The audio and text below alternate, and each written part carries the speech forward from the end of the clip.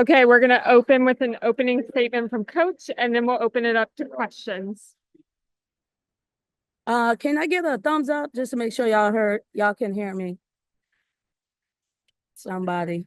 We could hear you, Coach. Okay, great. All right. We look grateful to come out here with a win, injury free. Safe travel. Thank Safe you. travel. I thought our team had a kind of a slow start, but it was good for us to get on the road and be in an environment that's not comfortable for us. Uh, and so and it was good to bring Maddie as close to home. She had a lot of family and friends that came out, so I'm appreciative for that.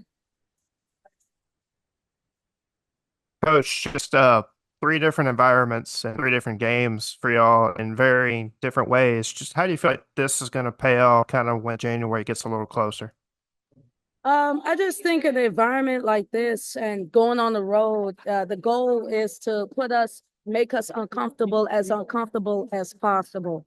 And the more we go on the road and get challenged and not be in our comfort zone, the better we'll be later on in the season. That is the goal. And so obviously we love when we play home. We feel like we do everything better when we play home, but you know this, in order for us to win, we have to be able to have success on the road. So this was a great opportunity for us to do that. Nearly 50% shooting. Just how do you feel your offense is through three games and with three different opponents? But mostly tonight, how'd you feel it went? We shot 50%? Oh, 48%. Oh, we did. Oh, I didn't listen, obviously we feel like we brought in some shooters, so we're shooting the ball better. We have that was our first time playing against a lot of zone. So that was really good because Boston College plays a zone as well. So we had an opportunity to get some looks and some reads off of that. I think it's a work in progress. Our offense will always be behind our defense because obviously we're a defensive team and we want to make sure that we can do that at a high level. And I thought we did that for the most part.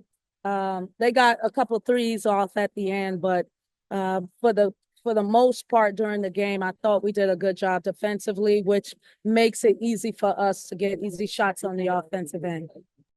What do you like out of Star so far? Obviously, a good night tonight, but what has she shown through three games?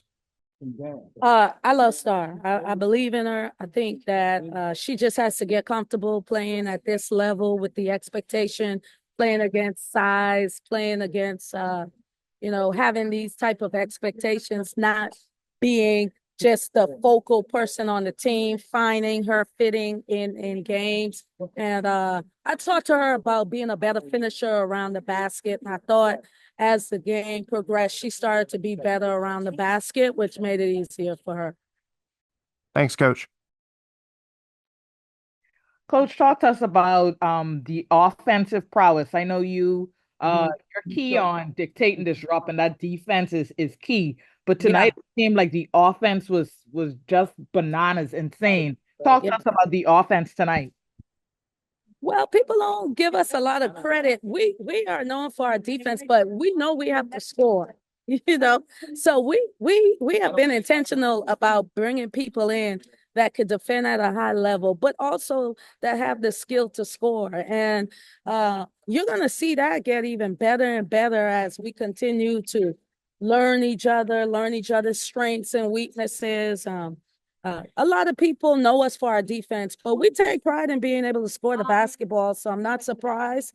I think it's right where it needs to be.